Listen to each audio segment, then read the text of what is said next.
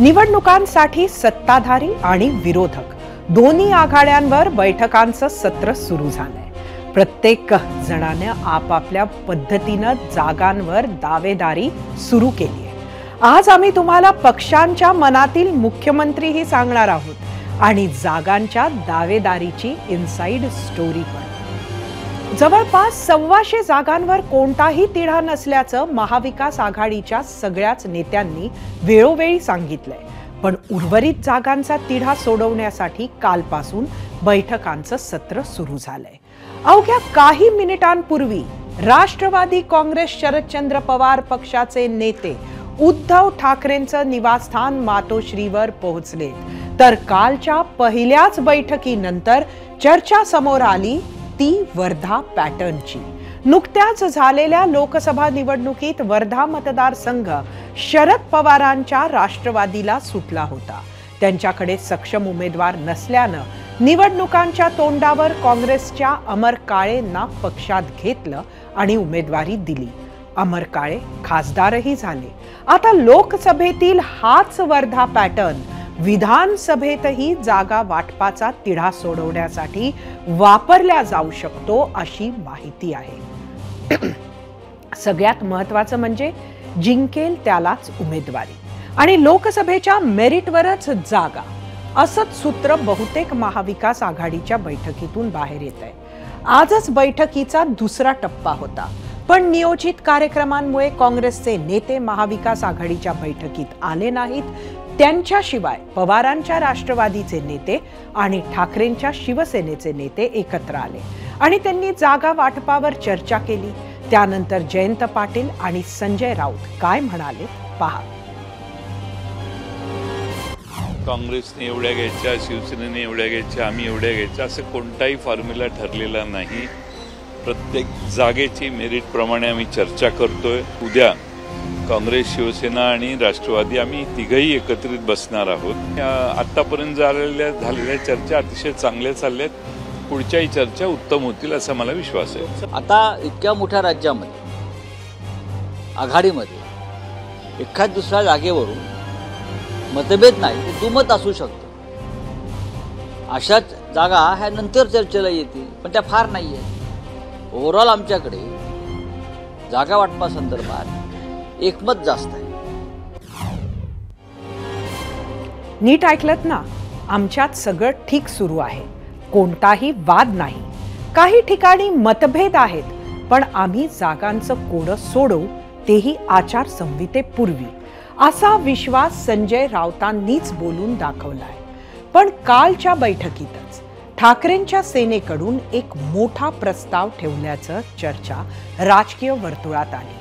हवं तर 10 जागा कमी लढवू, पण मुख्यमंत्री पद ठाकरेंनाच द्यावं असा प्रस्ताव ठाकरेंच्या नेत्यांनी ठेवल्याची ही चर्चा राजकीय वर्तुळात होती। 2019 मध्ये ठाकरेंनी मुख्यमंत्री पदासाठी मंत्रिमंडळात काही पदं कमी घेतली होती अशी माहिती आहे।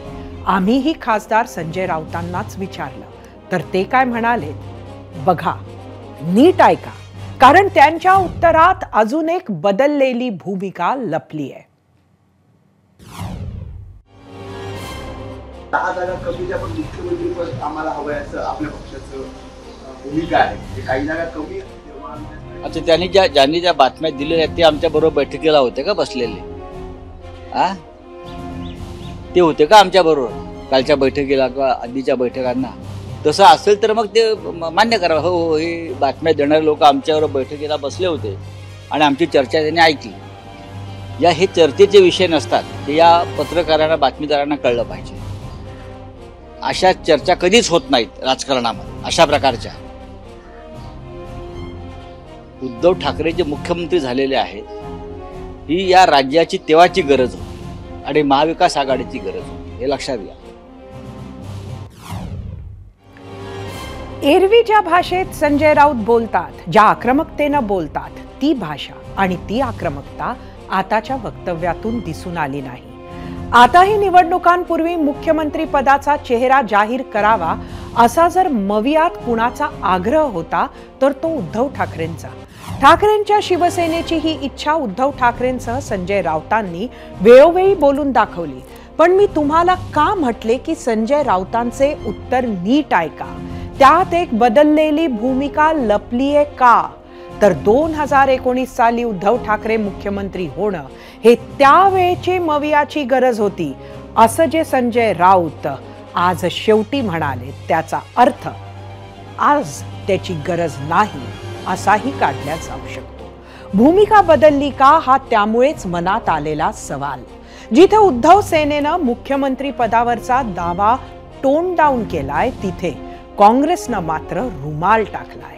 काँग्रेसचा मुख्यमंत्री पदावरचा दावा आज काँग्रेसच्या कोकण मेळाव्यात बाळासाहेब थोरात जे सामान्यतः कुठलीही वादातीत ठरेल अशी भूमिका घेत नाही अशा बाळासाहेब थोरातांनी मांडली. कार्यकर्त्यांच्या निवडणुका पुढच्या निवडणुका आहेत आणि याकरता या निवडणुकीमध्ये आघाडी म्हणून सुद्धा आपण चांगलं काम करा असं सुद्धा आवाहन मी करतो.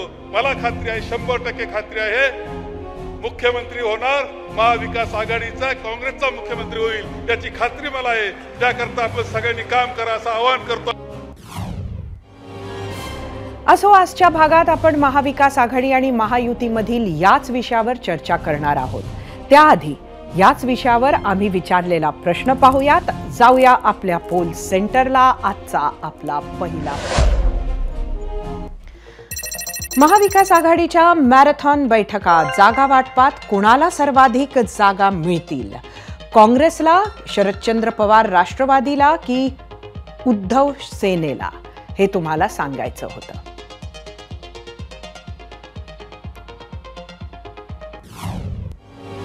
जितके दावे प्रतिदावे महायुतीत सुरू आहेत तितकेच दावे सुरू आहेत महाविकास आघाडीतही.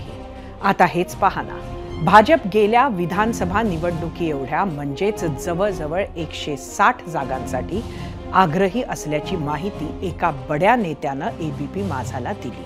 पण दुसरीकडे शिंदेची शिवसेना ही 126 ते 128 जागांसाठी आग्रही आहे.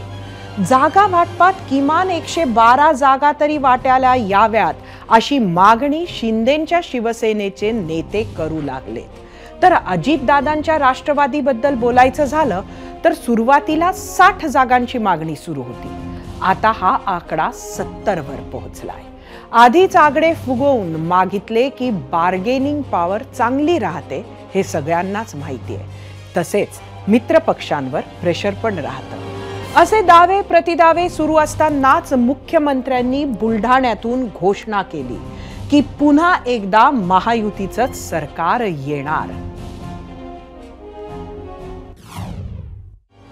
जो डेवलपमेंट के प्रोजेक्ट शुरू है मैं बताऊंगा आपको कि समृद्धि है, अटल सेतु है, ये कोस्टल हाईवे है, मेट्रो है, ये सब जो है, और एक तरफ स्कीम योजना है मुख्यमंत्री लाडली बहना योजना, युवा प्रेसिडेंट, इससे डरे हुए हैं और इसलिए लोग समझदार है. आने वाले विधानसभा के चुनाव में महायुति सरकार जो है मजबूती के साथ फिर आएगी और लोगों की सेवा करेगी.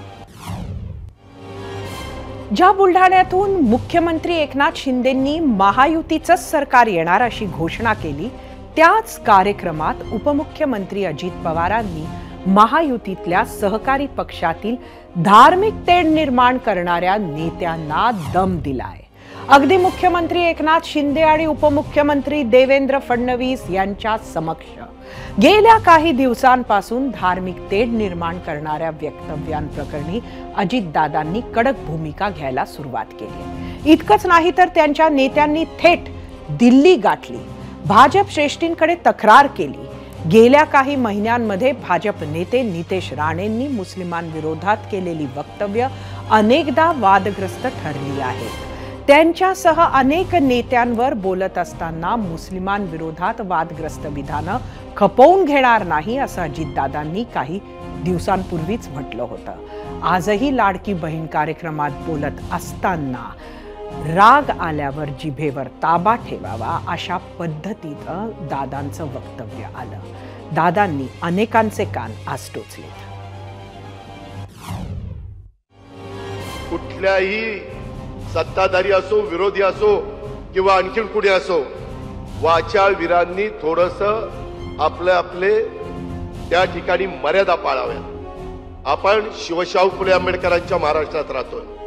कुठेही वेडेवाकडे विधान करून मुख्यमंत्र्यांना, महायुतीच्या सरकारला, घटक पक्षांना अडचणीत आणू नये. ठीक आहे, राग येतो, आम्हाला येतो, परंतु राग व्यक्त करण्याच्या काही मर्यादा असतात. मुस्लिमांविरोधात चिथावणीखोर वक्तव्य करणाऱ्या नितेश राणेंसारख्या भाजपच्या नेत्यांविरोधात अजितदादांच्या राष्ट्रवादीनं अमित शहा यांच्याकडे तक्रार केली आहे.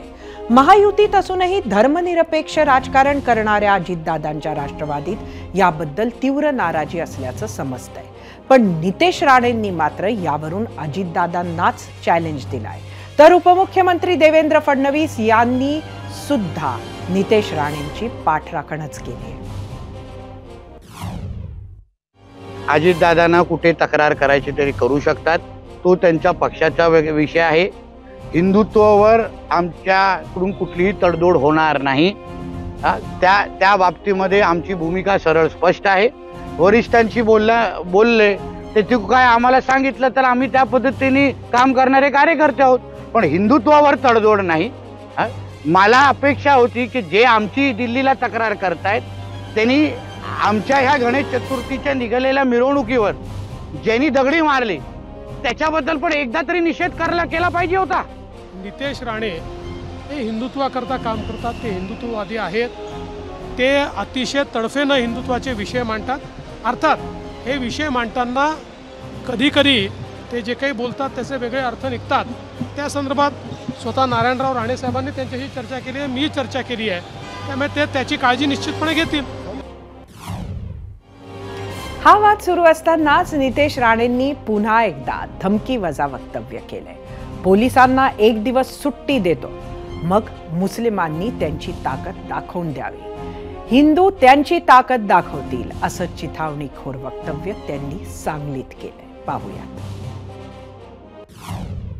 हे पाहिजे का आपल्या देवी देवतांबद्दल बोलणार, पाहिजे तेवढे आपल्या मिरवणुकीवर दगड मारणार, पण आपण ह्यांच्याबद्दल काही बोललो तर आम्हा लोकांना धमक्यापर्यंत हे लोक जातात. आणि हे लोकांना काय वाटतं, ह्यांच्या धमक्याला भीक देणारे आम्ही लोक आहोत का? ह्याच्यातले तर आम्ही सांगतो चला या पोलिसांना 1 दिवसाची सुट्टी मी देतो, तुम्ही तुमची ताकद दाखवा. आणि हिंदू म्हणून आम्ही आमची ताकद दाखवायला मैदानामध्ये येतो. आणि मग आम्हालाही बघायचंय त्या दिवसाच्या नंतर दुसरी सकाळ हिंदू बघतात काय मुसलमान बघतात हे आम्हालाही बघायचं आहे. धार्मिक तेढ निर्माण करणाऱ्या वक्तव्यांवरून जसं महायुतीमध्ये वाद निर्माण झालाय, तसाच वादग्रस्त वक्तव्यांवरून महायुती विरुद्ध महाविकास आघाडी रण पेटल्याचं चित्र आज पाहायला मिळालं. राहुल गांधी विरोधात बेताल वक्तव्य करणाऱ्या महायुतीच्या नेत्यांविरोधात कारवाईच्या मागणीसाठी काँग्रेसनं आज ठिकठिकाणी आंदोलन केलं. शिवसेनेचे संजय गायकवाड आणि भाजपचे अनिल बोंडेंनी राहुल गांधींविरोधात वक्तव्य केली होती. मुंबईत विधानसभेचे अध्यक्ष राहुल नार्वेकरांच्या घरासमोर काँग्रेसचे नेते आक्रमक झाले.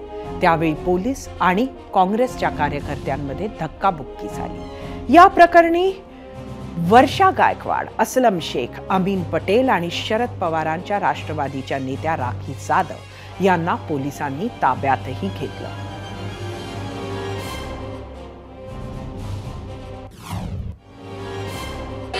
जो लोकांना मारतो, जो शेतकऱ्यांना त्या ठिकाणी बोलण्याचं काम करतो, विरोधात बोलण्याचं काम करतो, जो तलवारीने केक कापतो, जो आमदारांना फसवण्याचं काम हे करतोय. तानाशाहीचा धिक्कार असो. आमचं म्हणणं आहे की त्या आमदारांवरती डिसमिसची कारवाई झाली पाहिजे, त्यांच्याला अटक झाली पाहिजे, त्यांच्यावर कारवाई झाली पाहिजे. मुख्यमंत्री त्यांच्या कार्यक्रमाला जातात. राहुल गांधी हे जननायक आहेत. राहुल गांधी हे लोकसभेचे विरोधी पक्ष नेते आहेत. विरोधी पक्ष नेते आहेत. तुम्ही राहुल गांधींबद्दल असं बोलता.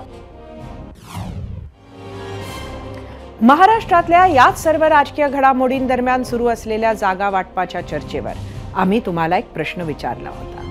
त्या प्रश्नावर तुम्ही काय प्रतिक्रिया दिल्या आहेत त्या पाहण्यासाठी जाऊयात आपल्या मीडिया सेंटरवर.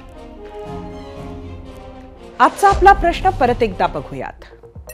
महाविकास आघाडीच्या मॅरेथॉन बैठका जागा वाटपात कोणाला सर्वाधिक जागा मिळतील, काय आल्या आहेत प्रतिक्रिया सोशल मीडियावर. एक्सवरून पहिली प्रतिक्रिया अमोल काते यांची. काँग्रेसच जास्त जागा घेणार, पण ठाकरे गटातून बंडखोरी करून काँग्रेसच्या जागा पाडणार हे निश्चित. एक्सवरूनच शंतनू गौतम. प्रत्येक जण आपापल्या पद्धतीनं योग्य वेळी योग्य निर्णय घेऊन जागा निश्चित करून घेईल. भले समोरचा उमेदवार निवडून येवो अगर न येवो, जागा निश्चित आरक्षित करून घेणार. युट्यूबवरून सुयश पावले. मवियाला जर सत्तेत यायचं असेल तर काँग्रेसने जास्त जागा लढवाव्यात आणि उद्धव ठाकरेंना मुख्यमंत्री पदाचा चेहरा जाहीर करावा, नाहीतर अवघड आहे. युट्यूबवरूनच जयसिंग गायरे. उद्धव ठाकरेंच्या नेतृत्वाशिवाय महाविकास आघाडी जिंकू शकत नाही, म्हणून उद्धव ठाकरेंना मुख्यमंत्री घोषित करा.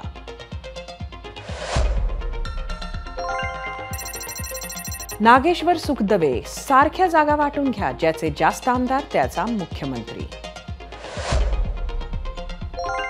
युट्यूबवरूनच कुशल वानखेडे. काँग्रेस 110 ते 115 जागा लढू शकते. युट्यूबवरूनच राहुल जेजुरीकर. समसमान जागा दिल्या पाहिजे.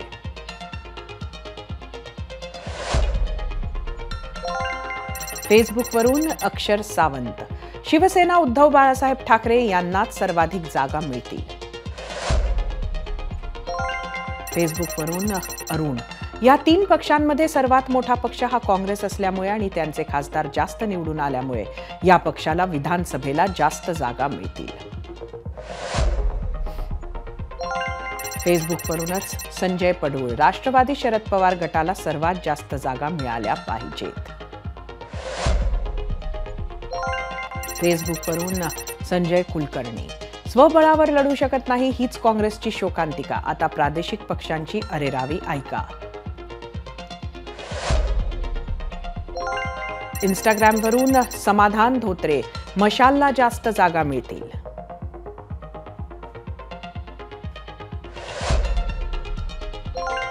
इंस्टाग्रामवरूनच शिवप्रसाद पवार. काँग्रेसला जास्त जागा मिळाल्या पाहिजेत, सर्वात जास्त खासदार त्यांचे आहेत.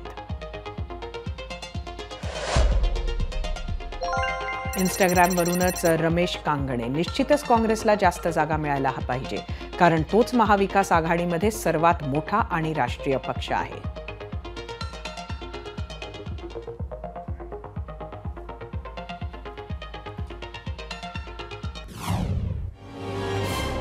महाविकास आघाडीमधील जागा वाटपाच्या चर्चेवरच आम्ही तुम्हाला प्रश्न विचारला होता. त्या प्रश्नावर तुम्ही दिलेला कौल पाहण्यासाठी जाऊया आपल्या पोल सेंटरवर.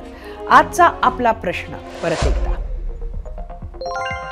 महाविकास आघाडीच्या मॅरेथॉन बैठका जागा वाटपात कोणाला सर्वाधिक जागा मिळतील? एकूण युट्यूबवर मतं 1,67,000. काँग्रेसला 50% मत मिळालंय, तर राष्ट्रवादी शरदचंद्र पवार पक्षाला 16, 34 शिवसेना ठाकरे गट. इंस्टाग्रामवर एकूण 6,000 मतं.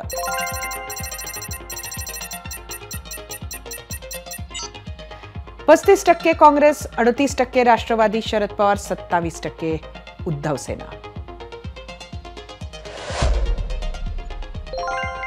एक्सवर 52% काँग्रेस, 13% शरद पवार, 35% उद्धव ठाकरे.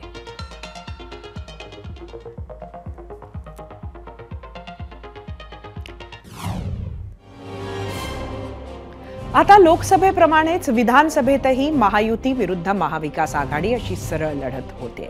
पण त्याआधी प्रत्येक अलायन्समध्ये घटक पक्षांकडून प्रेशर पॉलिटिक्स सुरू झालंय. जागा वाटपात आपल्याच पक्षाला जास्तीत जास्त जागा मिळाव्यात असा प्रत्येकच प्रयत्न करतोय. मात्र प्रमुख नेत्यांकडून नसलं तरी प्रत्येक पक्षाच्या दुसऱ्या फळीच्या नेत्यांनी मात्र जागांच्या मागण्या उघड सुरू केल्या. त्यावरून भर मंचावरून वक्तव्य सुरू झाली आहेत. आता त्यातून फार फार तर माध्यमांना बातम्या मिळतात. पण खरंच जागा वाटपाच्या बैठकांमध्ये अशाच चर्चा होत असतील का? तर ते त्यांनाच ठाऊक. पण आज राजकारणात जी वेळ आहे ना, ती पाहता सत्ताधारी आणि विरोधक अशा दोन्ही अलायन्स समोर आव्हान आहे ते जागा वाटप, आणि तेही कोणत्याही वादाशिवाय. आणि त्यासाठी सगळ्यात महत्वाची ठरेल ती लवचिकता. 2019चेच उदाहरण घ्या. कोणत्याही राजकीय पंडिताला वाटलं नसेल किंवा कोणी त्याचा अंदाज लावू शकलं नव्हतं अशी शिवसेना, काँग्रेस, राष्ट्रवादीची आघाडी बनली. प्रत्येक पक्षाची विचारधारा एकदम परस्पर विरोधी होती, पण तिन्ही पक्षांच्या प्रमुखांनी लवचिकता दाखवली आणि महाविकास आघाडीचा जन्म झाला. आज 5 वर्षांनंतर मवियानं महाराष्ट्रात सांगलीची जागा सोडली तर सगळ्याच जागांवर सर्वसमावेशक भूमिका घेत जागा वाटप केलं. दुसरीकडे महायुतीत भाजपच्या अंतर्गत सर्वेच्या आधारे जागा वाटप आणि तिकीट वाटपही झालं. इतकंच नाही तर भाजपच्या याच सर्वेनं काही ठिकाणी मित्र पक्षांनाही उमेदवार बदलायला लावले. परिणाम काय झाला तो नव्यानं सांगायची गरज नाही. आताही विधानसभा अवघ्या काही दिवसांवर आल्यात आणि त्यात ज्याला कुणाला जास्त लवचिकता दाखवता येईल, जी कोणती आघाडी वेळप्रसंगी काही जागांवर तडजोड करेल, तेच अलायन्स जागा वाटपाचा तिढा जास्त चांगला सोडवू शकेल आणि परिणामी सत्तेचा विडा उचलेल. आणखी एक ठाकरे विधानसभा निवडणूक लढवणार अशी चर्चा सध्या सुरू आहे. हे आहेत मनसे अध्यक्ष राज ठाकरे यांचे सुपुत्र अमित ठाकरे. सोमवारी मनसे नेते आणि पदाधिकाऱ्यांची मुंबईतील राजगड कार्यालयात महत्त्वपूर्ण बैठक पार पडली. या बैठकीत मनसे नेत्यांनी अमित ठाकरे यांना निवडणूक लढवण्याची गळ घातली. त्याला अमित ठाकरे यांनी सुद्धा तयारी दर्शवली असल्याचं कळतंय. अमित ठाकरे कोणत्या मतदारसंघातून निवडणूक लढवणार यावर बराच खल सुरू असल्याचं कळतंय. काही उत्साही मनसैनिकांनी भांडूप आणि मागाठणे या मुंबईतल्या 2 विधानसभा मतदारसंघात अमित ठाकरेंचे बॅनर सुद्धा लावले आहेत. मुंबईतील माहीम, भांडूप, मागाठणे, दिंडोशी, कलिना आणि चांदिवली या मतदारसंघातून अमित ठाकरे यांनी निवडणूक लढवावी अशी तिथल्या कार्यकर्त्यांची मागणी आहे. यातल्या 3 मतदारसंघात 2009 साली मनसेचे आमदार निवडूनही आले होते. मात्र आता पुलाखालून बरंच पाणी वाहून गेलंय. त्यामुळे अमित ठाकरेंसाठी सुरक्षित मतदारसंघ शोधणं हे सोपं काम नसेल. त्यात राज ठाकरेंनी स्वबळावर निवडणूक लढवलीच तर अमित ठाकरेंचं पदार्पण आणखी कठीण होणार आहे. 40-50 वर्षात जी कामं झाली नाहीत ती अमित साहेबांच्या माध्यमातून होतील अशी भांडूपच्या जनतेचा या 2 दिवसातला प्रतिसाद आहे. आणि अनेक मंडळ आहेत, हिंदू मंडळ, त्या मंडळांनी मला फोन करून सांगितलं आम्ही पत्रक देतो राजसाहेबांना की अमित साहेबांना तिथून उमेदवारी द्या. त्यामुळे अमित साहेबांना आम्ही तुमच्या माध्यमातून मी राजसाहेबांना विनंती करतो की अमित साहेबांना जर तुम्ही लवकर जाहीर करावा भांडूप विधानसभेचा उमेदवार म्हणून, आम्ही मनापासून दणदणीत निवडून आणू, त्याबद्दल वादच नाही. साधारणतः मुंबईमध्ये 15 ते 18 वॉर्ड असे आहेत की जिथे महाराष्ट्र नवनिर्माण सेनेचे रिझल्ट अत्यंत चांगल्या पद्धतीचे आहेत. आणि मग हे करत असताना माननीय अमित ठाकरे साहेबांनी देखील माझा देखील वापर करा, नेते म्हणून मी देखील निवडणुकीच्या रिंगणामध्ये यायला तयार आहे वगैरे अशा पद्धतीचं हे झालं. आणि मग आम्ही अशी पदाधिकारी कार्यकर्त्यांनी इच्छा प्रकट केली की माननीय अमित ठाकरे साहेबांनी भांडूप विधानसभेमध्ये लढवावे. अमित ठाकरेंनी विधानसभा लढवावी का आणि लढवली तर काय होईल हे तुमच्याकडून जाणून घेण्यासाठी आम्ही विचारला होता 0 आवरमधील आजचा दुसरा प्रश्न. तो पाहायला जाऊया आपल्या पोल सेंटरला. आजचा आपला दुसरा प्रश्न, राज ठाकरेंचे पुत्र अमित ठाकरे यांनी मुंबईतून विधानसभा निवडणूक लढवली तर ते जिंकतील का? तुम्हाला सांगायचं होतं होय किंवा नाही.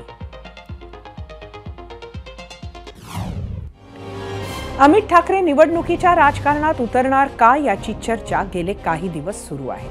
ठाकरे गटाकडून खासदार संजय राऊत आणि किशोरी पेडणेकर तर भाजपच्या गिरीश महाजन यांनी काय प्रतिक्रिया दिली यावर ती पाहूयात.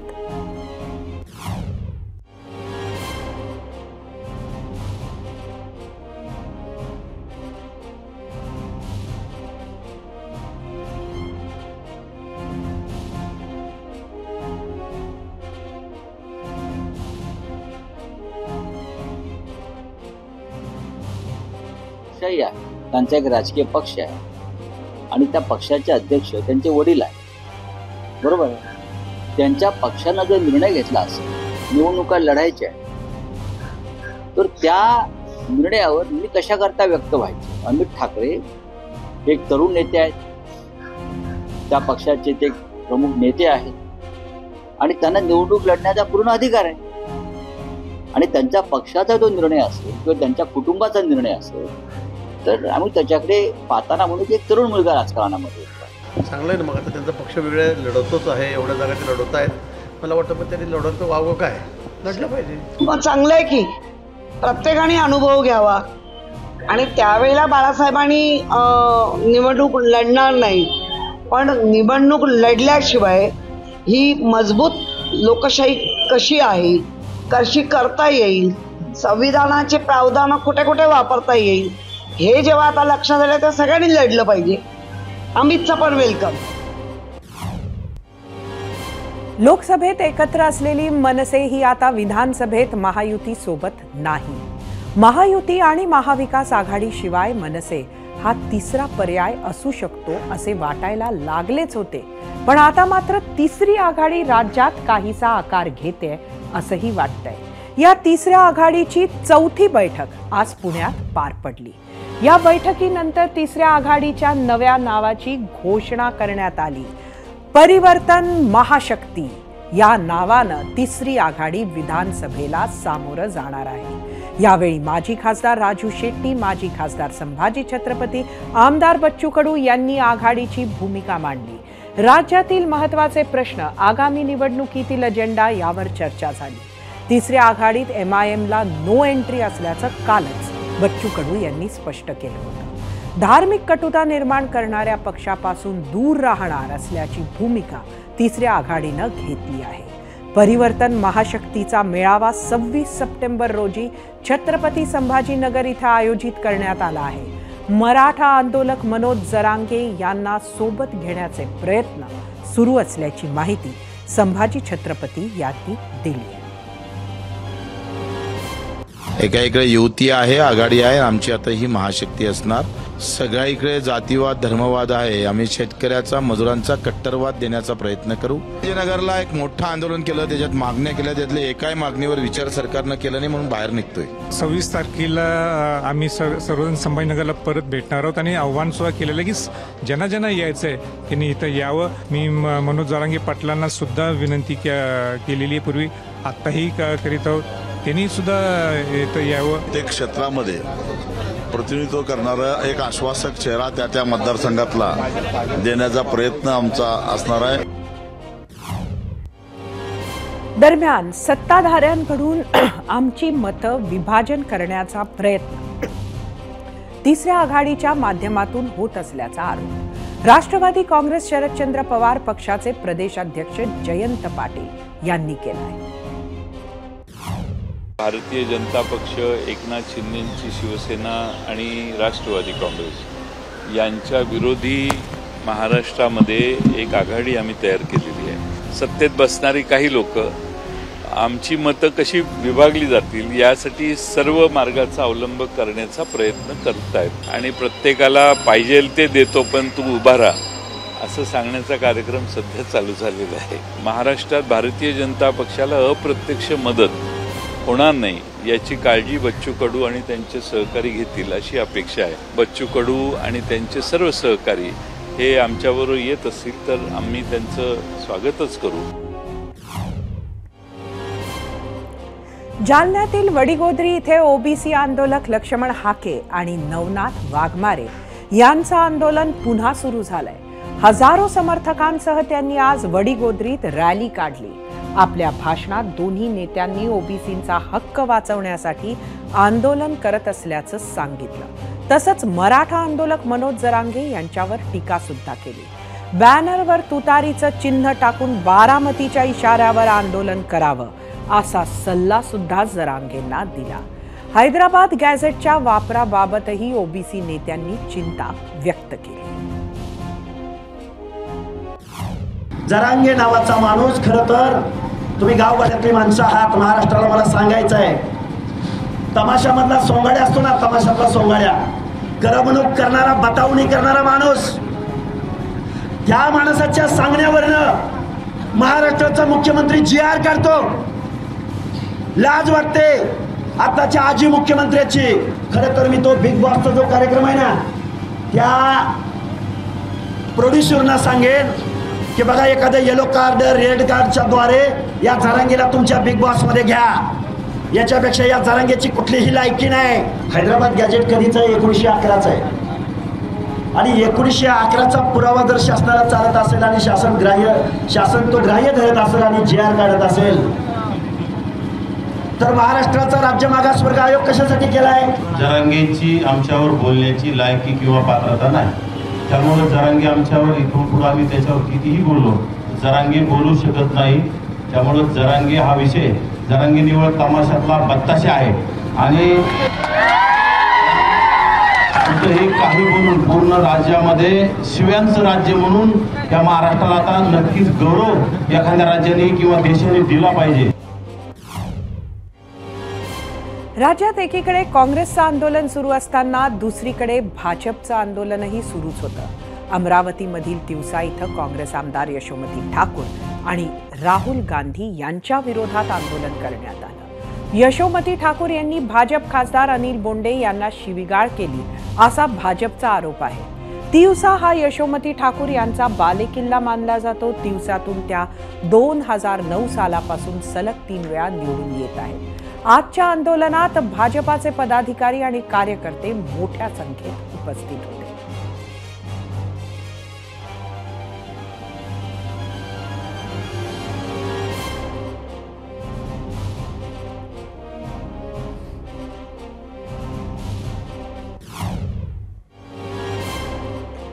आता परत एकदा वळूया अमित ठाकरे यांच्या संभाव्य निवडणूक पदार्पणात बद्दल आम्ही विचारला होता त्या प्रश्नाकडे.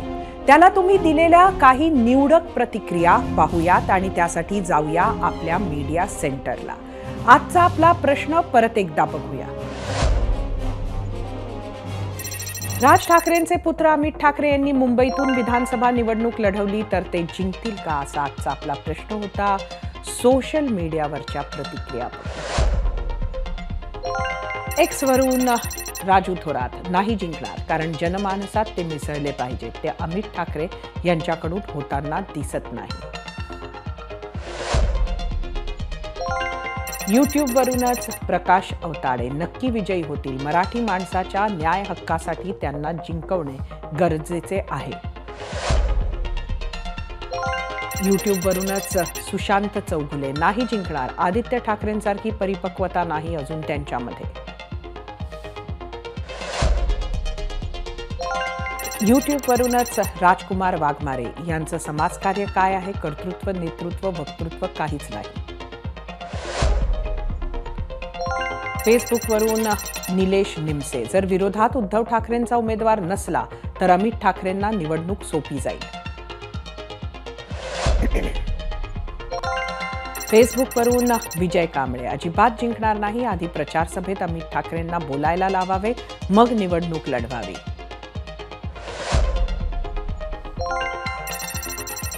नितीन दांडेकर, अमित ठाकरे जिंकण्याची शक्यता कमी वाटते.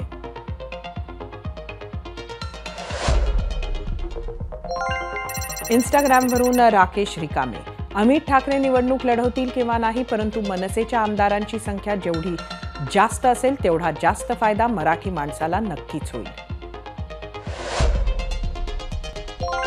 इंस्टाग्रामवरूनच भगवंत शिंदे, अमित ठाकरे 100% जिंकू शकतात. इंस्टाग्रामवरूनच अरुण आंबरे, अमित ठाकरे कोणत्या मतदारसंघातून निवडणूक लढवणार यावर त्यांचा विजय अवलंबून आहे.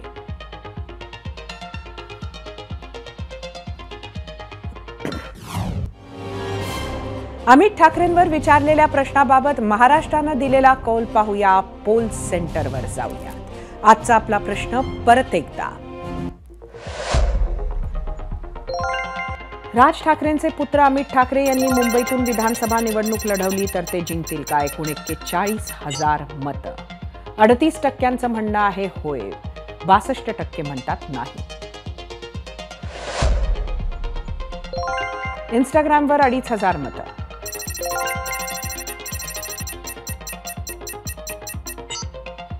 66% म्हणतात होय, 34% म्हणतात नाही.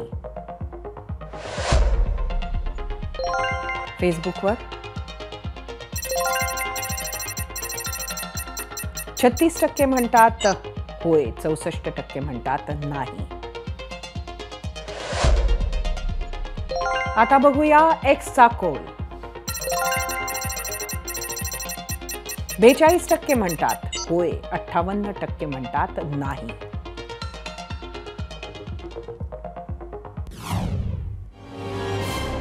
अमित ठाकरेंनी निवडणूक लढवली तर मनसैनिकांमध्ये उत्साह संचारेल हे नक्की असलं तरी तो मार्ग खडतर आहे हे सुद्धा तितकंच खरं आहे.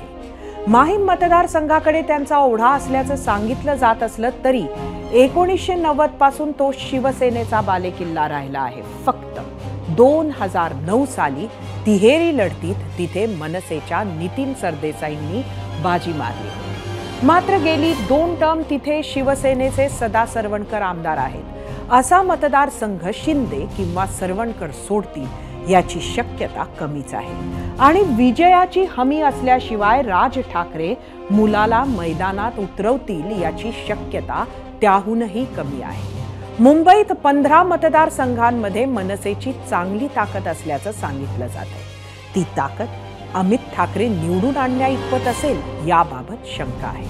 त्यामुळे उद्धव ठाकरेंनी आदित्यसाठी जसा वरळी सारखा सुरक्षित मतदारसंघ निवडला, तिथल्या सचिन अहिर सारख्या विरोधकाला आपलंसं केलं, सुनील शिंदे सारख्या शिवसैनिकाची समजूत काढली, भाजप सारख्या मित्रपक्षालाही विश्वासात घेतलं, तसंच काहीतरी राज ठाकरे यांना अमित ठाकरेंसाठी करावं लागेल. सध्या राज ठाकरेंनी एकला चलोरेची भूमिका घेतली आहे. त्यावर कायम राहून अमितचा मार्ग प्रशस्त करणं हे मोठं आव्हान राज ठाकरेंसाठी असणार आहे. जम्मू काश्मीर निवडणुकीचा प्रचार जोरात सुरू आहे आणि अपेक्षेप्रमाणे त्यात पाकिस्तानची एंट्री सुद्धा झाली आहे. आज श्रीनगर आणि कटरा इथं पंतप्रधान नरेंद्र मोदींच्या प्रचार सभा झाल्या. त्यात मोदींनी काँग्रेस आणि नॅशनल कॉन्फरन्सच्या धोरणांवर टीका केली. तसंच हे दोन्ही पक्ष पाकिस्तान धार्जिनी भूमिका घेतात, त्याची किंमत जम्मू काश्मीरला मोजावी लागते असंही मोदी म्हणाले. काश्मीरमधलं कलम 370 पुन्हा लागू करण्याबाबत पाकिस्तान, काँग्रेस आणि नॅशनल कॉन्फरन्स सोबत आहेत असं वक्तव्य पाकिस्तानचे संरक्षण मंत्री ख्वाजा आसिफ यांनी केलं होतं. त्याचा आधार घेत भाजपनं काँग्रेसवर कडाडून हल्लाबोल केला. पाकिस्तान आणि काँग्रेसचा अजेंडा एकच असल्याचं केंद्रीय गृहमंत्री अमित शाह यांनी पण म्हटलंय. तर काँग्रेसच्या भूमिकेमुळे पाकिस्तानात आनंद होत असल्याचा घणाघात पंतप्रधान नरेंद्र मोदींनी केला. कांग्रेस नेशनल कॉन्फ्रेंस को लेकर जम्मू कश्मीर में भले ही उत्साह न हो, लेकिन पड़ोसी देश इन्हें लेकर बहुत उत्साह में है. यहां तो उनको कोई पूछने वाला नहीं है, लेकिन वहां पूछा जा रहा है. पाकिस्तान में कांग्रेस नेशनल कॉन्फ्रेंस के अलायंस की बल्ले बल्ले हो रही है. पाकिस्तान में इनके मैनिफेस्टो, इनके घोषणा पत्र से पाकिस्तान बहुत खुश नजर आ रहा है. पाकिस्तान के डिफेंस मिनिस्टर ने कांग्रेस नेशनल कॉन्फ्रेंस का खुलकर समर्थन किया है. पाकिस्तान से उनका कहना है कि आर्टिकल 370 और 35A को लेकर कांग्रेस और एनसी का एजेंडा वही है जो पाकिस्तान का एजेंडा है. कि वहां के मंत्री बोल, यानी कांग्रेस नेशनल कॉन्फ्रेंस की पोल खुद पाकिस्तान ने खोल दी है.